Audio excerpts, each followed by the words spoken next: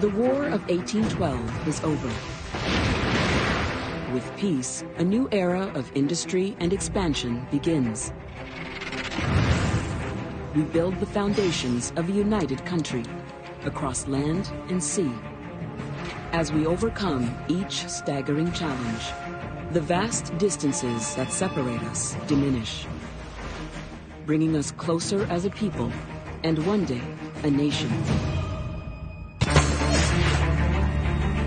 We are explorers, risk-takers, and dreamers, fighting the odds in a land of extremes. Across a vast continent, we build a nation. Truly strong and free.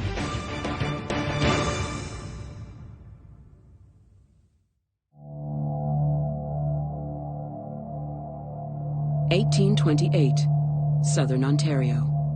Work on one of Canada's first mega-projects, the Welland Canal, has ground to a halt. Several people have been killed. Hundreds more are unemployed. And now, the project has hit an obstacle that threatens to stop it for good.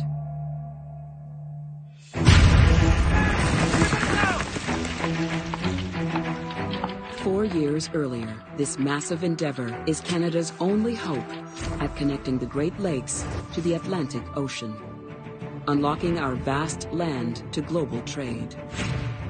The Great Lakes were the route to the riches that are in the center of the North American continent. Consequently, whoever controlled the Great Lakes controlled the key to the continent. But the grand vision of an international shipping route is blocked by Niagara Falls, an imposing natural wonder. When you come to Niagara Falls and the first canoe goes over, you think, that's bad.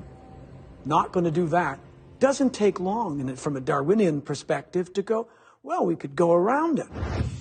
To go around it, a 40-kilometer man-made river must be dug to connect Lake Erie to Lake Ontario.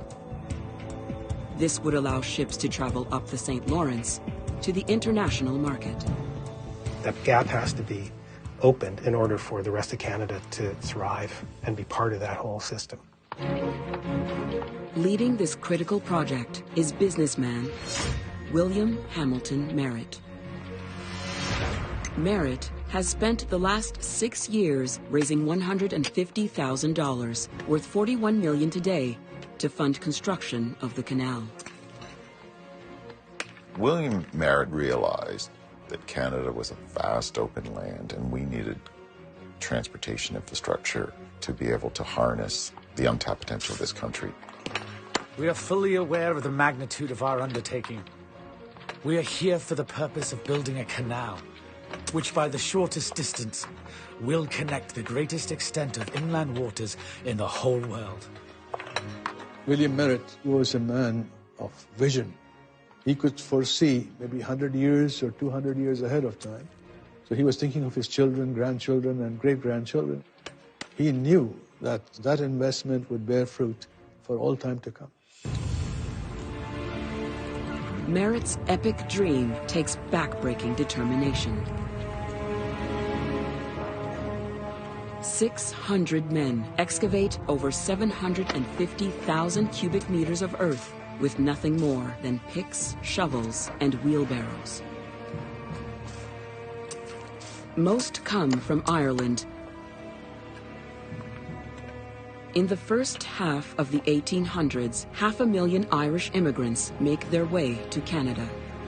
John Coulter is one of the recent arrivals. Pick it up!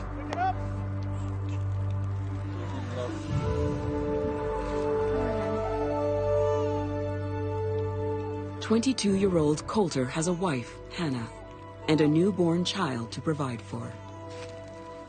We often picture the individual man holding the shovel, but really you have to see the family as the economic unit. The family came to Canada, and the woman who was looking after his kids at home was a crucial part of that. While Hannah cares for their son in one of the shanty towns near the construction site, Coulter toils alongside his countrymen, for 63 cents a day. You have to remember what they were coming from.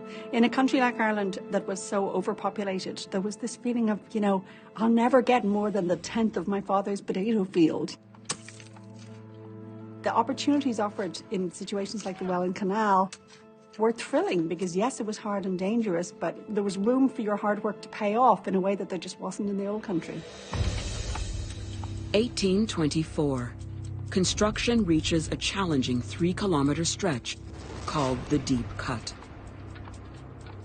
Here, the canal must cut through a hill, leaving steep surrounding walls as high as 20 meters. To create that canal opening, that's not easy. That's something that takes someone with a very strong engineering imagination.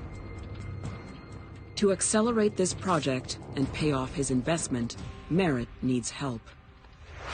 He hires Alfred Barrett to lead the project, an experienced engineer who has just completed a similar project in the U.S., the Erie Canal. When you're being trained as an engineer, of course, you learn about canals and other things, but at the same time, when you actually get to build these, the challenges are just enormous.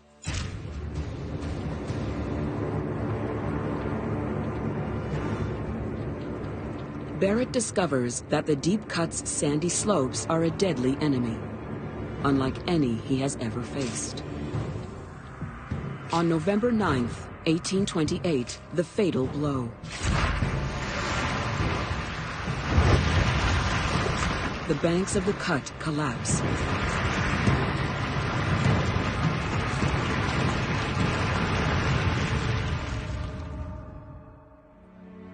A series of landslides bury workers alive. The exact number never recorded. And everyone wants that future of a good job, to care for their family, and it's no different today than it was back then. But accidents happen, and along the way, people got hurt and people died. Barrett deems further excavation too dangerous. Construction halts.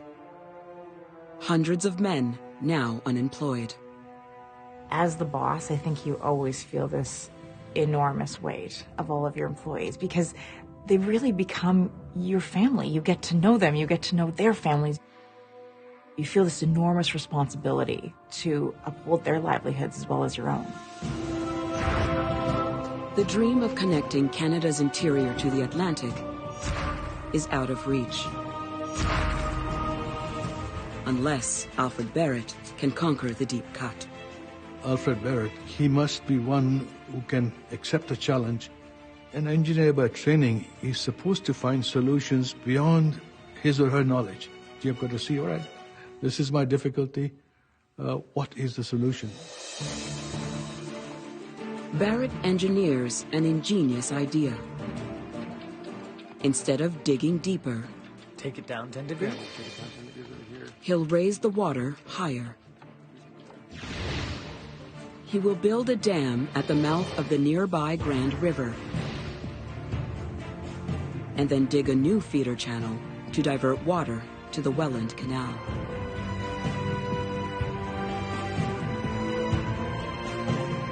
John Coulter and his co-workers are back on the job. He and Hannah will settle permanently in Port Robinson, one of many Irish families to risk everything and make their home in the growing Niagara region. To all the regular workers that came over and helped was opportunity. They had a chance in succeeding in their own careers. And these are the people that we really need to pay a little bit more attention to and say, hey, thank you. On November 30th, 1829, after 5 years of construction, the Welland Canal finally opens for business. New communities like Welland and Thorold spring up along the route of the canal. St. Catharines booms as a commercial center. The Great Lakes St. Lawrence corridor will become the nation's most important economic artery. When you consider the Welland Canal and St. Lawrence Seaway, it really is kind of a direct conduit into the heart of the country. There are tankers in the harbor of Toronto that could not be there right now if it weren't for that system. Imagine what Canada would look like today if we didn't have a visionary like William Merritt, who really opened up trading and commerce in many respects between the East and the West for the country that is now Canada. By the 1830s, the British colonies of Canada are now connected by ship, revolutionizing our trade and commerce. But those ships are slow, often delaying communication between the colonies. Communications are critical. Moving troops is critical. Moving messages is critical. Knowing what's happening on the ground is critical. Anything that can speed the communication of people and ideas is critical. 1839. Shipping magnate Samuel Cunard has made the long journey from Halifax to London, England, with his daughter, Anne. A self-made mogul, Cunard has a plan to radically change how Canada communicates with the rest of the world. Cunard was a man who took chances. He was an entrepreneur. He was a risk taker. Well, how do I look? You look good.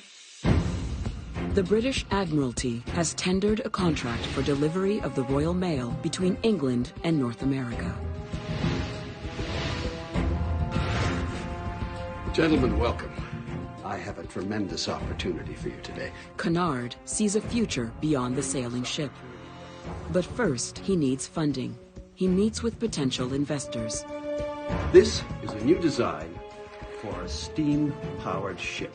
This ship... Cunard attempts to raise capital for a fleet of ships using revolutionary steam engine technology. The age of steam had begun.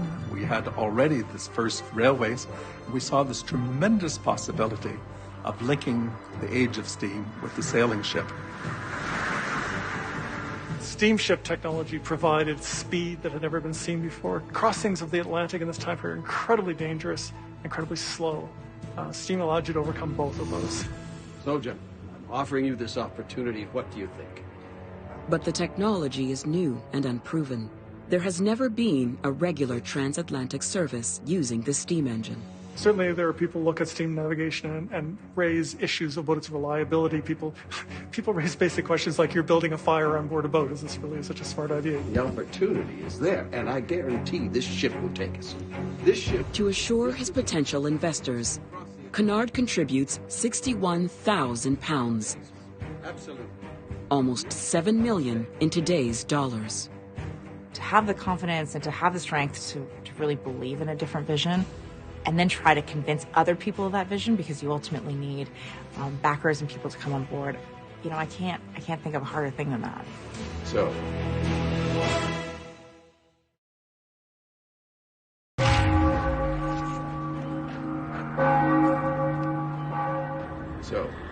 London, England, 1839. Thank you. Thank you very much.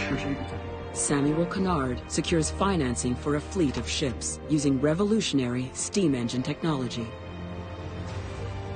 But to secure the rights for delivery of the Royal Mail, he will still need to convince the British Admiralty.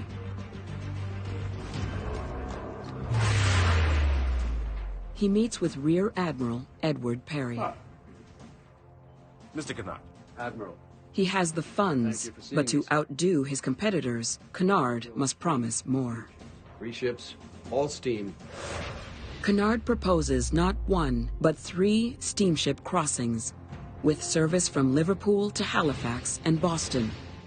The first regularly scheduled transatlantic service. The other bids were promising 1 or 2 vessels. They weren't entirely clear on the scheduling of how frequently the crossings would take place. He was offering them something guaranteed. Cunard also guarantees record speed, a crossing every 14 days. The timeline? We can be ready in 1 year. Sir, I believe we have a deal. Excellent, Admiral.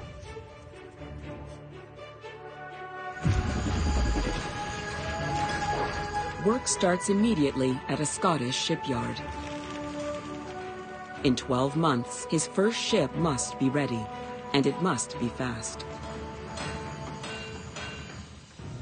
The hull is designed for speed. At 63 meters long and 10 meters across, it's sleek. The 740 horsepower engine will drive 2 paddle wheels, helping generate twice the steam power of competing ships. Comfortable staterooms will accommodate 115 passengers. These are, incredible feats of engineering, hope, belief, and just the challenge.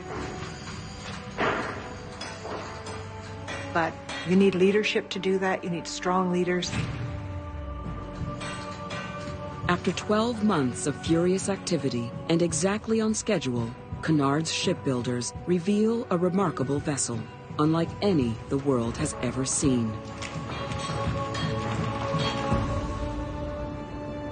The Britannia.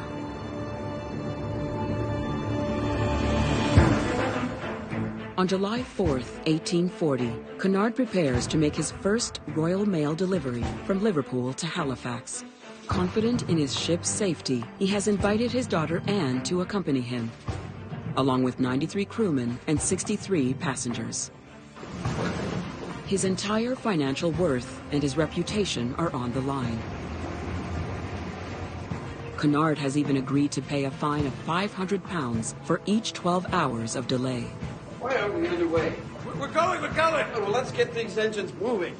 It's terrifying when you're doing something for the first time because no one has laid the groundwork. There's no guarantee of success. And so, I can imagine when Samuel Cunard was on his first maiden voyage and saying, I sold this big idea. I have lots of people backing me. I really hope it's going to work.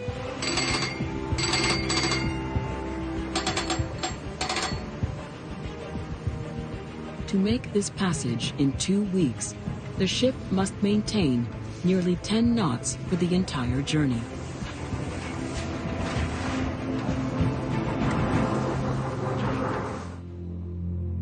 6 p.m. Britannia leaves Liverpool and disappears into the vast silence of the Atlantic. We always talk about, risk takers. Wow, look at all the things they accomplished. Then you also go like, what's that splat on the ground? Oh, that's a guy from up there. He was a risk taker. Now he's down there. It works both ways. There's no guarantee. Only a handful of steamships have successfully crossed the Atlantic.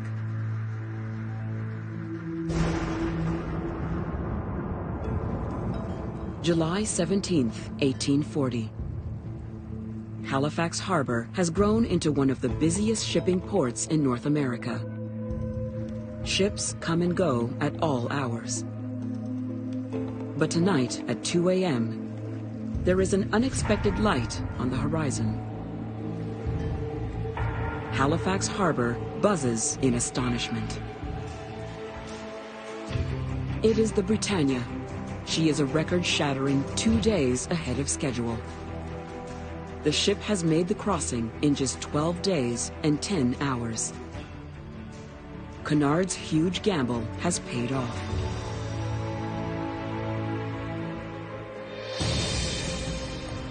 Within a year, 3 new ships join Britannia in her vital role, establishing the fastest communication between Canada and Europe.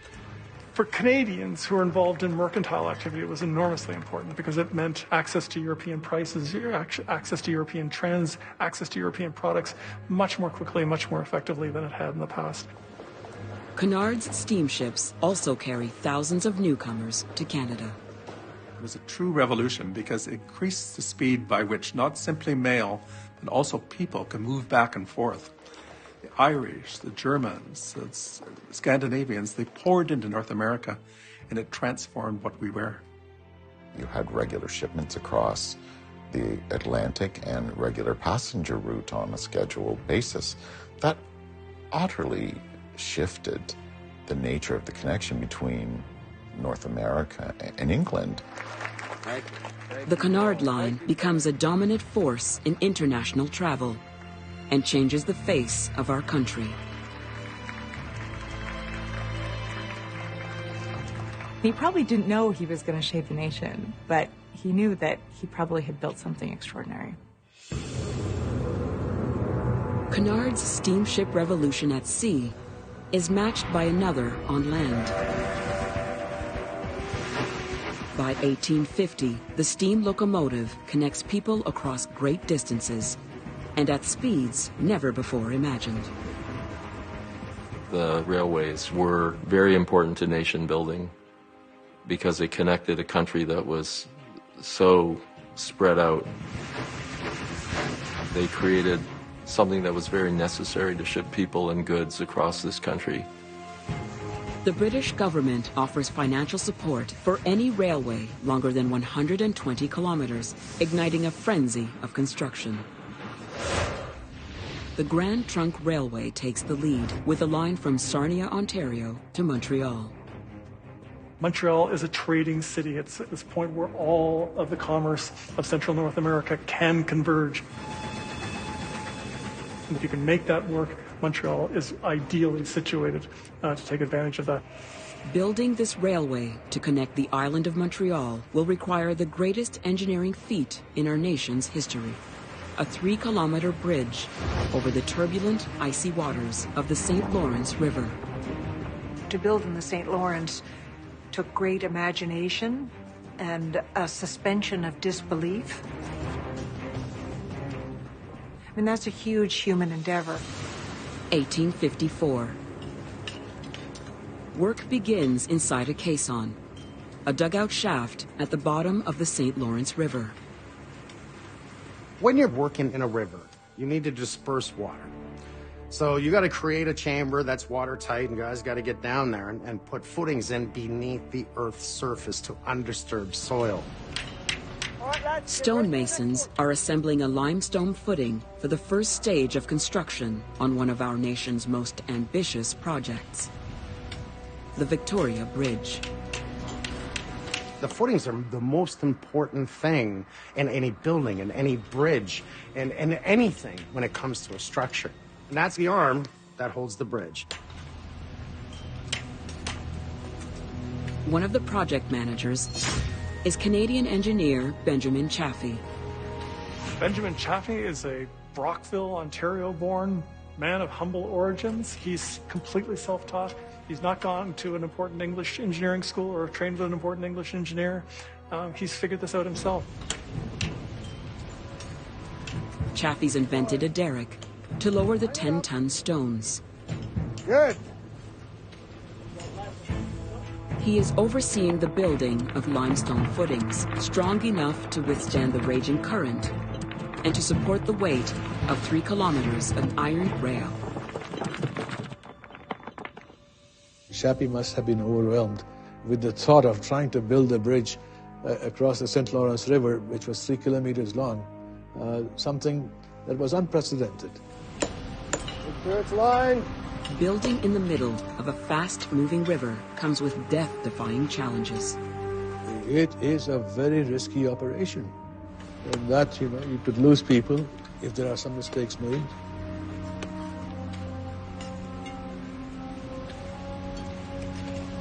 So the risk was enormous. Thin wooden walls are all that protect Chaffee and his men from the surging waters of the St. Lawrence. And they are about to be tested.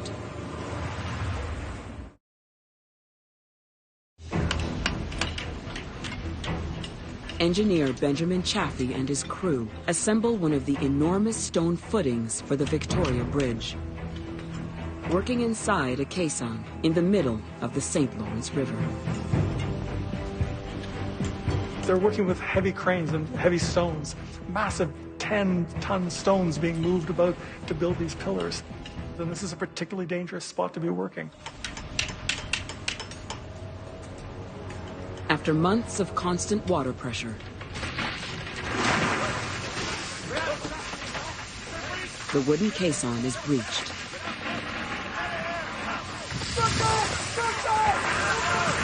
If the walls give out, there is no place to go. Except into the icy waters of the St. Lawrence.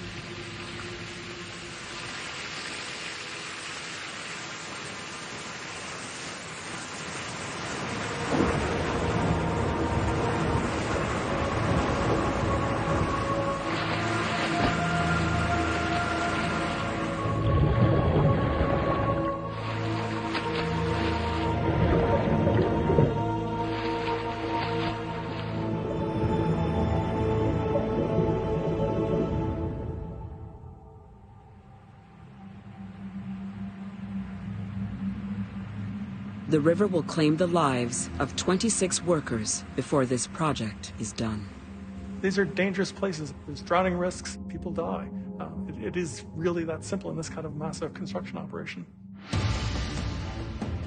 By the fall of 1859, after 5 years of dangerous labor, Chaffee and the crew complete the footings. Metal workers tackle the superstructure. 25 iron pieces that must span almost 3 kilometers.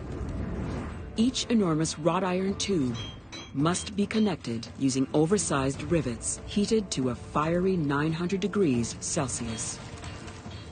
It's meticulous work, hot and slow. Another round, gents. Come on over, please.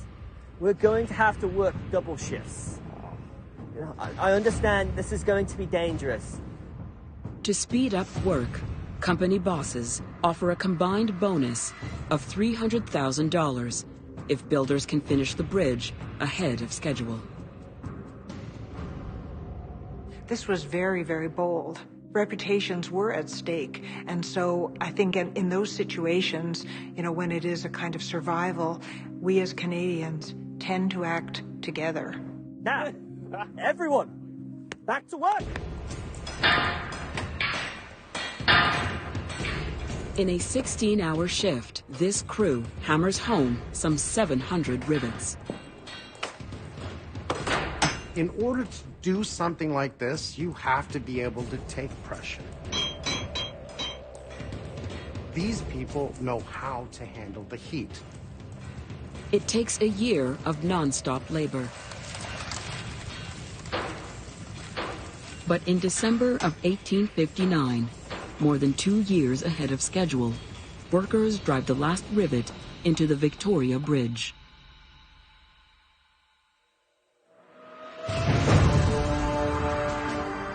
"24 masonry footings, 3 million cubic feet of limestone, 25 wrought iron tubes stretching 2.7 kilometers from shore to shore. The bridge is immediately dubbed the 8th wonder of the world. I can remember as a child crossing the Victoria Bridge, and always with a sense of wonder, because suddenly you were launched out beyond land, headed toward other land, and you were in this fabulous, complex steel structure. One of the great stories about the Victoria Bridge is just how we were able to conquer such a harsh climate with so many challenges. Not only that, but ahead of schedule. A frozen St. Lawrence is no longer a barrier for trade and commerce. The Victoria Bridge is open 12 months a year. To create a bridge is to bring two landmasses that were separated together. They really do change the world in which both sides of the bridge now exist. Montreal booms, the economy grows, and the population nearly doubles in 10 years. We could go from Sarnia in Ontario through Toronto, Montreal, all the way to Maine. Transfer of people, goods from one part of the country to another was very efficient.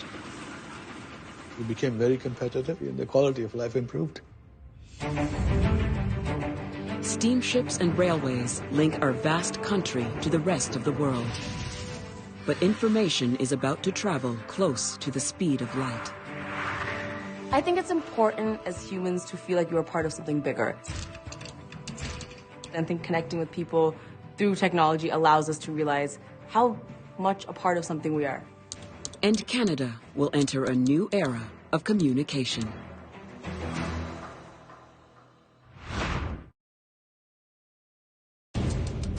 As railways, waterways, and steamships connect our country, a new technology that knows no borders is on the horizon.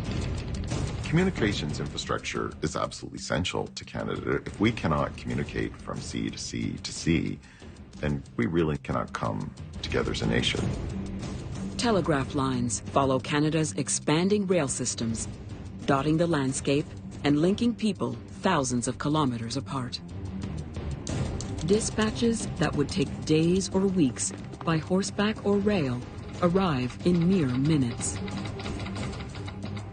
Something about that response that's really magical to humans, that relatability. And so I totally get why people would put a wire across the country to try to communicate with people. But by the mid-19th century, PEI and Newfoundland remain isolated from the mainland. Running telegraph cables to these islands is deemed impossible. Until two brothers from Quebec take a chance on an innovative technology. 1852, New Brunswick. 28-year-old engineer and inventor Frederick Gisborne and his brother Hartley have spent the last 3 years researching and developing a new kind of tough, ocean-resilient cable. Gisborne wants to launch the first underwater telegraph link in North America. So when you think about laying telegraph cables underwater, under the Atlantic Ocean, not only did you have to create a cable that could survive, but you had to lay it. You had to actually unspool it from ships and sink it down into the ocean. It's incredible. For us, it would be like laying a cable to the moon or something. How's the feed? Looks good. Gisborne and his brother carefully dropped 14 kilometers of cable from New Brunswick to PEI. Gisborne wants to transform the isolated regions of the Maritimes into one connected whole.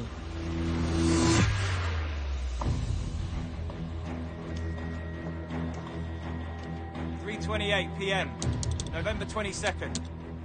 From PEI, Gisborne attempts to send a message to New Brunswick. If it works, it will be the first undersea telegraph communication in North America.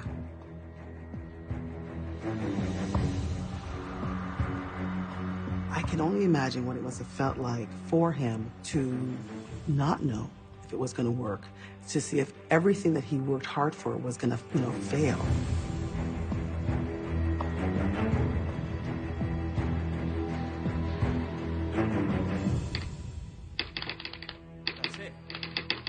That's it! Hartley!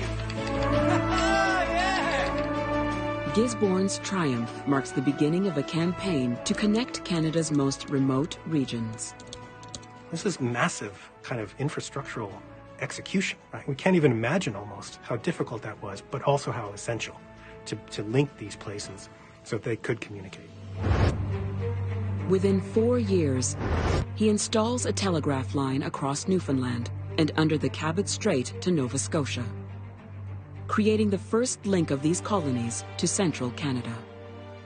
The people who laid down that cable for the first time, I wish they could see what we're doing today with YouTube and Twitter and to the masses, because they founded that idea, of, hey, maybe people want to get in touch with each other. His technology is used to make the greatest leap of all.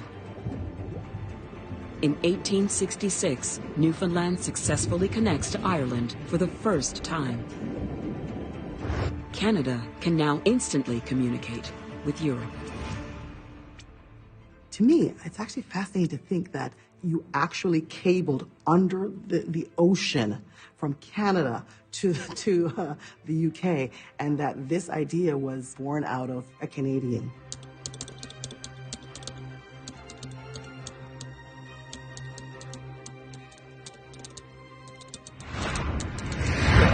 Telegraph stations allow even remote communities to get news from around the world. Literacy spreads, as does the popularity of newspapers. By the 1870s, there are 47 daily papers in publication across the country.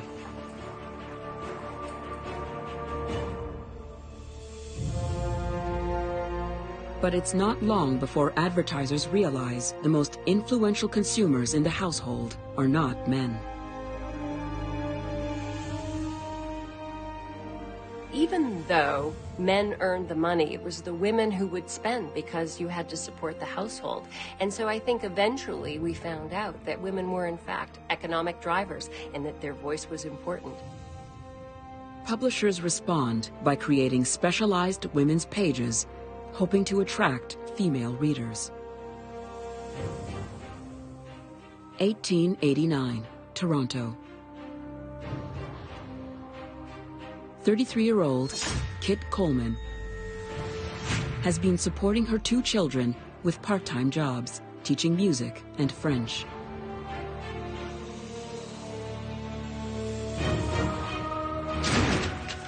Now she lands a job as the editor of a brand new women's section at the Toronto Daily Mail. One of the first women in Canada hired to write at a major newspaper. In the late 1800s, it would have been groundbreaking for women to have been represented in the media in any way. I mean, it was the patriarchal pressure of the time was to merely report men's issues, and the idea that a woman was reporting issues would have been unheard of. Management at the Mail sees its women's section as a place for short articles about fashion and housekeeping. Kit Coleman has a radical new idea, and on behalf of women everywhere, will fight to defend it.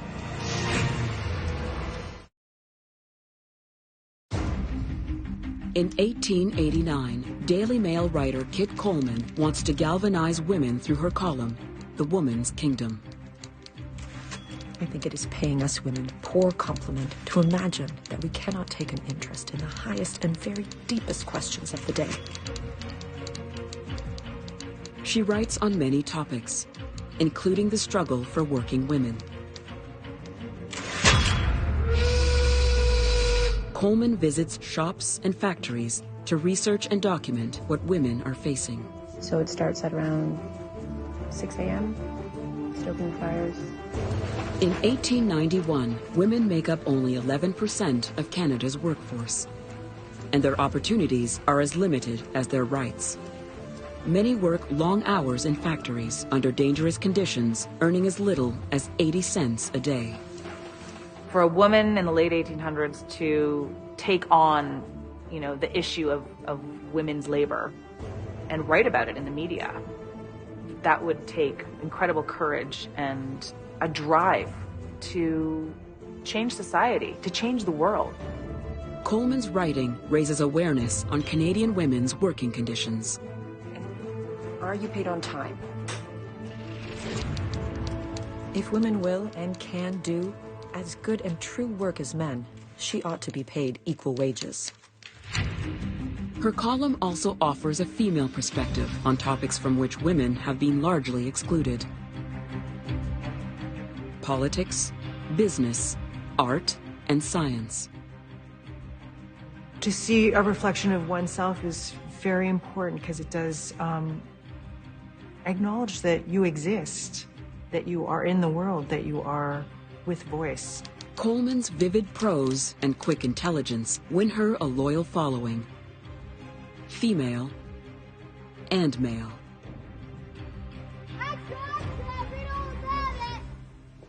But in 1895, the Mail merges with a more conservative Toronto daily, The Empire. The new management insists that Kit limit her column to fashion and beauty.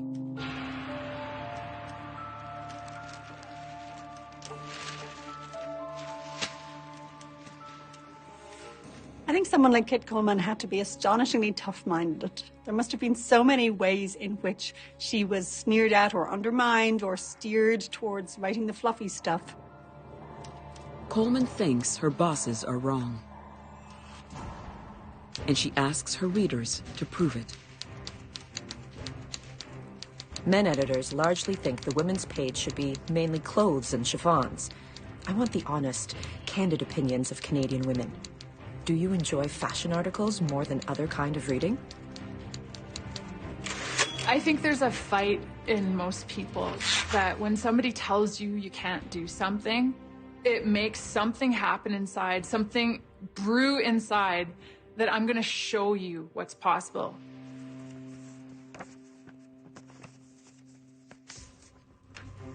My dear Kit, You fill me with horror when you speak of our woman's kingdom ever becoming a mere fashion column.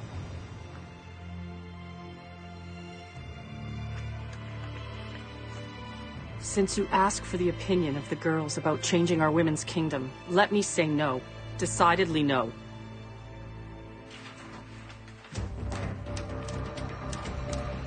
Coleman is at the vanguard of a growing women's emancipation movement, one her conservative editors cannot reverse. There was an uprising of women who thought, we cannot go back and have absolutely no voice. We are here now and we need to be heard. Coleman keeps her column and becomes the world's first female war correspondent. Hello, kids. Covering the Spanish-American War. You happy with this? I think it's my best one yet. I look forward to reading it. Good work. She goes on to become the first nationally syndicated columnist and the first president of the Canadian Women's Press Club. She fought for a voice. She really made room for a lot of other women to also be journalists, to discuss things that they weren't supposed to. The media is the window to everyone's world. The stories that are told need to be told by different kinds of people, and Kit Coleman was the voice for women. She is what I think allowed many women to say, hey, my stories are being told. Here's someone I can relate to. She gets it. Coleman remains an important player as Canada enters a golden age of print. By 1901, the number of daily newspapers in Canada rises to 112. Newspapers add to the network of waterways, railways, and telegraph lines that stitch this vast land together, bringing us closer and preparing Canada for nationhood. That's what allows us to deal with our immense geography, and that's what pulls us together. For Canada to be a nation, we have to be connected. What actually helps bind the country together are these elements of infrastructure. Without them, there would be no way for British Columbia to even understand or speak to Newfoundland, or for Toronto to speak to Iqaluit. I think we have created some of the most amazing projects. I think we have not foregrounded those individuals enough. What they had in mind was nation building. And that means people are connected together. And all that would not have been possible without infrastructure. As the next century approaches, newcomers continue to stream west, lured by adventure and riches. Our first Prime Minister launches a bold new enterprise to bring East and West together, but shatters the peace with our Indigenous allies. Canada will not be born without a fight.